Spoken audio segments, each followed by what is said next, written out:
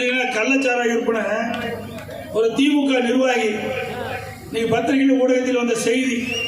அவர் வந்து கவுன்சிலர் இருக்கிறாங்க.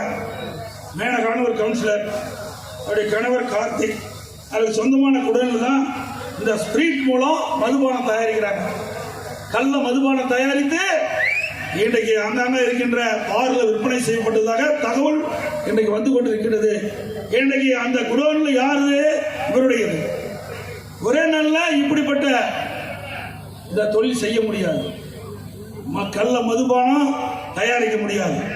இன்றைக்கு பல மாதங்களாக பல ஆண்டுகளாக இங்கே நடவடிக்கை என்று சந்தேகம் அளிக்கின்றது. இந்த இங்க இருக்கின்ற காவல்துறைக்கு தெரியாம இருக்குமா? சொல்லுங்க பார்க்கலாம். இந்த கள்ள மதுபானம் தயாரித்த ஸ்பிரிட், இந்த எரிசாராயத்தை கொண்டு வந்து தண்ணியில் கலக்கி அதை கலர் கட்டி அந்த பாட்டில் போட்டு விற்பனை செய்வதாக இங்க இருக்கிற செய்தி நமக்கு தெரியுது. இதில் விழுப்புரத்திலையும் செங்கல்பட்டுலையும் விற்பனை இருக்குதா சொல்றாங்க. இதுல ஈடுபட்டிருக்கீங்கன்னா அங்கேயும் விற்பனை செய்ததாக சொல்றாங்க. அண்மையில் செங்கல்பட்டுல பல பேர் இந்த போலி மதுபானத்தை குடித்து இறந்திருக்கிறார்கள்.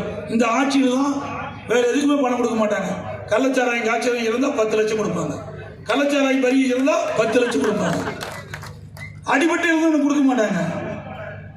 ஆனா கள்ளச்சாராயம் அருந்து இறந்தா கொடுப்பாங்க. ஏன்னா பல பேர் திமுக கட்சி சேர்ந்ததான கள்ளச்சாராயத்தில் ஈடுபட்டுக்கிறாங்க. போலி மதுபானம் தயாரிக்கிறாங்க. தொழில் சிறக்கா இருக்கணும்ல, தொழில் சிறப்பா இருக்கணும்ல.